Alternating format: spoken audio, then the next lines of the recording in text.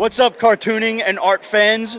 Your old pal Pete from the basement is at the MoCCA Festival down here at the Lexington Armory in the city. That's the Museum of Cartooning and Comic Art. It's basically one big artist alley here, so we're going to walk around, we're going to see some cool artwork, we're going to have some cool footage for you, and we'll see who we can talk to.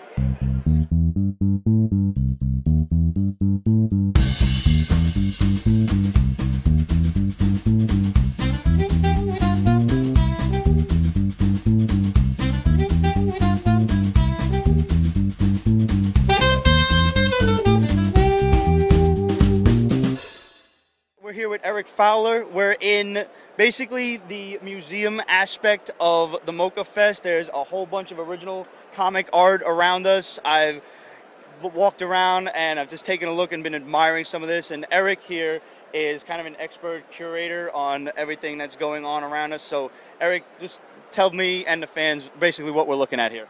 Well, what you're looking at is, we would call it the best of the MoCCA section of the Society of Illustrators permanent collection. We have a permanent collection of over 2,000 works. We recently acquired MoCCA as they were going into a bankruptcy last year and asked that we take on the responsibility of keeping the work, stewardship, so to speak, and then hopefully handle the MoCCA Fest for 2013, which obviously we have been able to pull off, and we give a lot of credit to our director. What you're looking at here is about 110 pieces selected from our collection and works by prominent contemporary cartoonists and some Hall of Fame cartoonists to sort of give a sense of history and context to what's going on the other side of that curtain, where all the different vendors are trying to promote their work and their vision and their idea of where narrative art should be going. And we're kind of right in the middle of you might call it a comic renaissance. I was just talking to one of our guests, and it dawned on me that, it was the kids who were reading and doing manga drawings, or manga, and the anime kids are part of this whole wave of rediscovering the power of narrative art, comic art. If it's one-piece art, if it's superhero art, if it goes back to the golden age, we have it in our collection and represent what we think are the best pieces that we can come across as a museum. It's a long answer. Yeah. That was a fantastic answer, actually. I've actually been admiring some of the I like a lot of the ones that have the comic above it, and then you'll see the original artwork underneath. This is actually my first time here, and I've been in art school for 8 to 10 years, and I don't know how I never came to one of these, but I'm having an absolute blast now, and we will definitely be back here next year. Lots of luck with the show. Thank you for being with us, and thank you for giving us a little bit of an education on what we're looking at. No problem. Thank you very much, and we'll see you next year. What's up, guys? We're here with Manomivibul. Did I say that right? All right. You'll know him as the guy that did the variant covers from Night of a Thousand Wolves. Remember when I was raving about that book? I picked it up because the artwork was awesome. The artwork was originally by Dave Wachter, but this guy did the crazy sick variant covers with all the much more gruesome variant covers that were the retailer incentives. Mike, thanks for being on the show. Thank you. How did you hook up with IDW for that project in the first place? I met the editor and writer of Night of a Thousand Wolves, Bobby Curnow. Met him in San Francisco at another convention, the Alternative Press Expo. And he was like, "It looks like you would be into comic book covers." I'm like, "Hell yeah." And then eventually we kind of worked our way towards that. He asked me to join them. I actually did my first set of variant covers for them with Hellbound Train by IDW, and then after that we all enjoyed working with each other so much he brought me on for his actually creator-owned book, which is the Night of a Thousand Wolves. I do remember that was creator-owned. I had no idea you did the variant covers for Hellbound Train. I loved that story as well. Those were some really awesome, sick covers, man. Do you mostly focus on, just looking at kind of your work here on the table, do you mostly focus on horror stuff and kind of a grim idea? Spooky is the word I like, because for a while it was always horror. That's not all I want to do. But I always do like to have a spooky, creepy edge to things. feel like being a child is scary. There's a lot of scary things out there, and I latch on to that feeling of just kind of like whimsically fearful things a lot.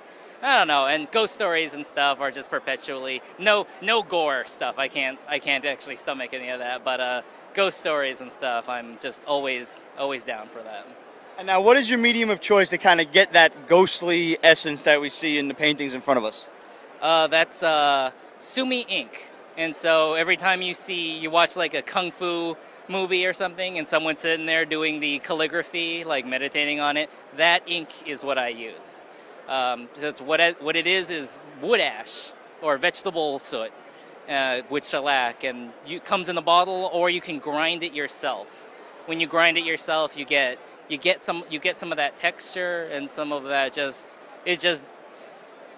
it just makes something extra organic and a little extra something special when you grind it yourself. That adds a lot to the creep factor. You know, if you just have a background, you want some atmosphere, having some of this undulating grittiness to it just heightens the atmosphere, I find. Yeah. Is this your first time at the MoCCA Fest? This is my second year. Last year was so good for me, and I got so much great attention and actually a lot of work from it. I was like, I'm back. I'm probably back for as long as they'll have me. But yeah. But I come from California to do this, so it's like a trip. But I've never been to California myself. I hear they put pineapples on pizza, so I don't know if I'd be welcome there because I don't really go for that stuff. But Mike, thanks for being with us, and lots of luck at the show, man. Thank you. Thanks for having me.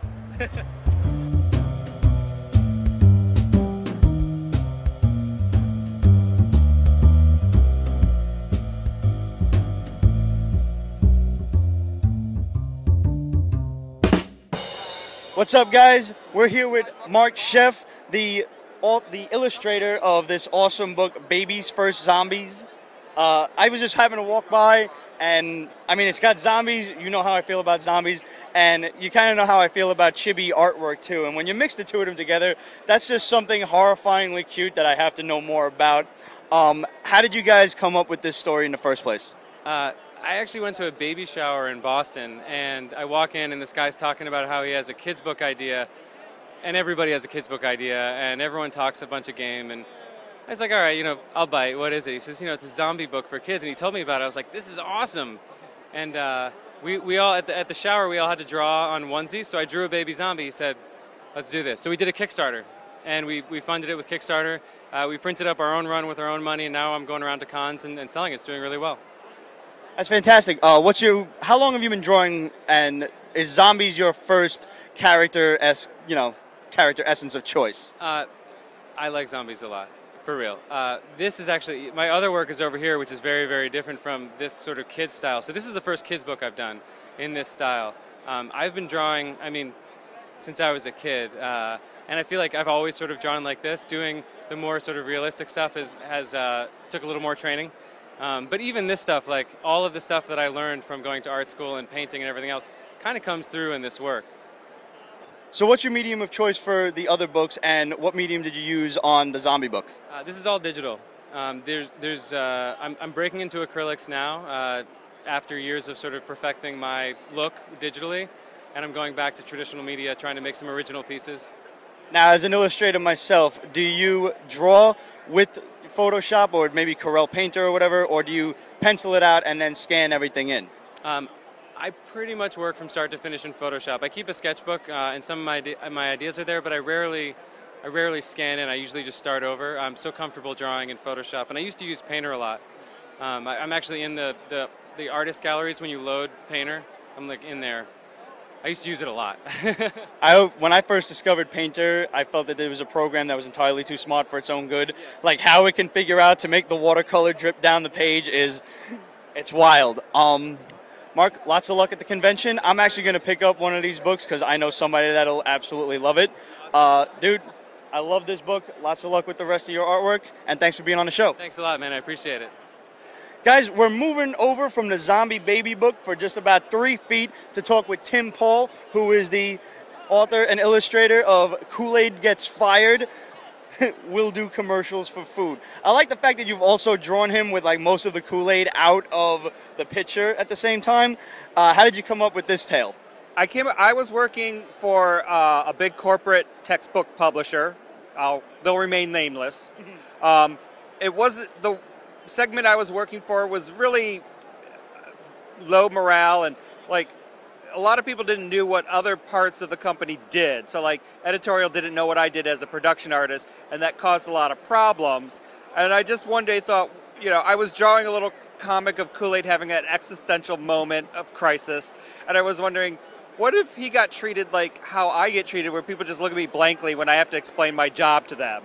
And so I was drawing comics of like people going, this is what we call a door, and this is a doorknob, and you turn it, and Kool-Aid going, yeah, I totally know how to use a door. That whole crashing through walls was just for the commercials. And then I thought, well, how would Kool-Aid end up with a job like mine, like wearing a tie and everything? And I was like, well, he'd have to lose his job. And how would he lose his job? He'd get fired. And then I kind of thought, well, how would he get fired? And then the story just sort of fell into place. And then I drew it. Well, tell us now, because now you've piqued my interest. How did he get fired? Well, he got replaced by technology. Since I decided he was an actual living pitcher of punch, that his life expectancy was undetermined, and so the company that owned him decided to make a CGI technology version of him where they didn't have to pay. It was just a computer program. So they made a CGI one of them for the commercials and said, we don't need you anymore, and fired him. They also didn't have to worry about the Kool-Aid actually evaporating from it, and then what happens then? Does he die, or does he just refill the Kool-Aid? Well, nobody knows. There's other mascots in the book too and everything, and then Kool-Aid does not decide not to go into that good night too easily, and decides he wants to hold on to being a famous person and celebrity and star and everything, and that's when it all doesn't go well. That's when it all goes down the drain. What other mascots can we hope to see in here? Count Chocula, Charlie the Tuna, Mr. Peanut, Mrs. Butterworth. There's a couple obscure jokes, which I don't want to spoil. So it's a black and white book, but the mascots are in color. So. All right, man. Lots of luck. I'm going to pick up one of these, and we're going to give it away to some of our fans during a contest. Lots of luck at the show, man. Thanks for being with us. Yeah. Thank you.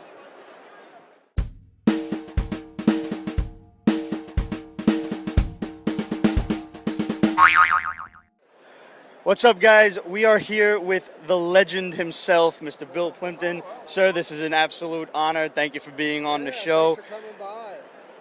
Writer, cartoonist, animator, mostly known for, let me see if I can remember this, guide dog, guard dog, horn dog.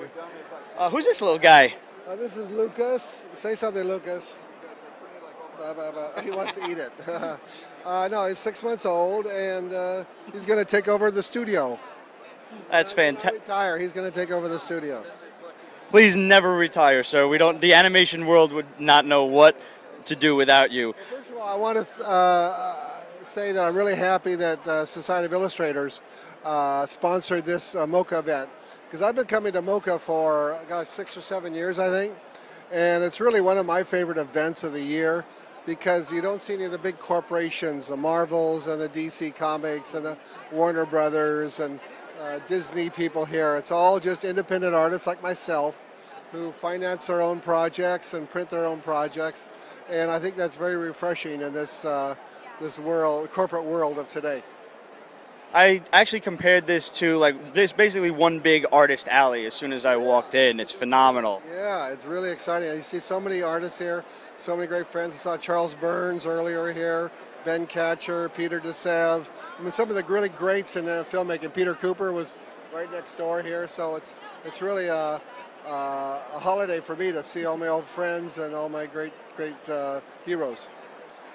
Can you tell us what you've been working on now? This is my new feature film called Cheatin', and it's hand-drawn by me, about 40,000 drawings, and we're right now in the middle of post-production. So we're hoping that it comes out sometime next year. That's the plan.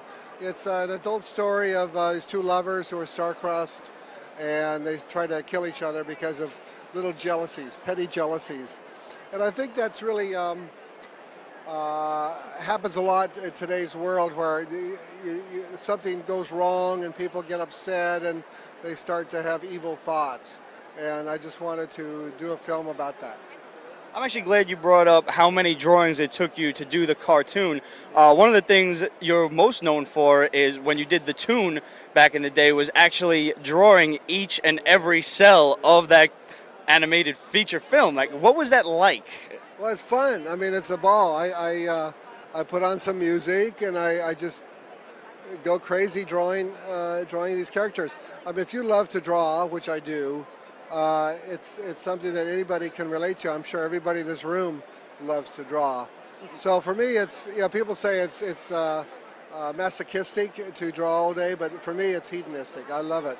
I can get up at 6 in the morning and draw till 10 at night, and I just have a ball. It's just so refreshing.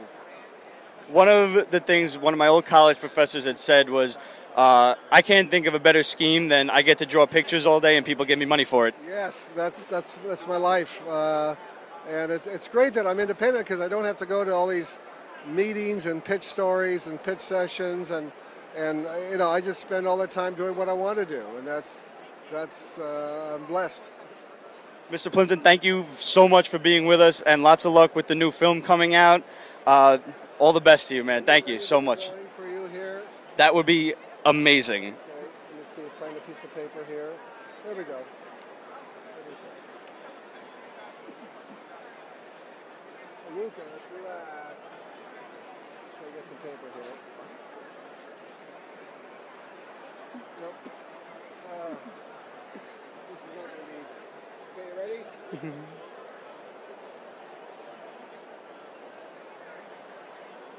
This is my dog, the guard dog.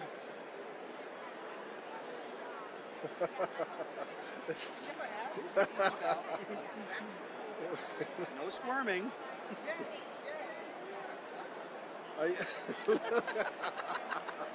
Lucas, hold still. And now I got it.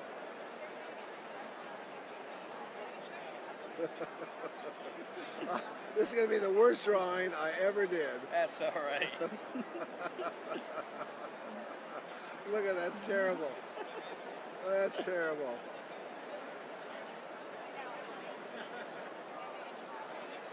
Okay, sorry. There, you have nothing to be sorry about. That's absolutely fantastic, sir. Thank you. You're welcome. Thank you.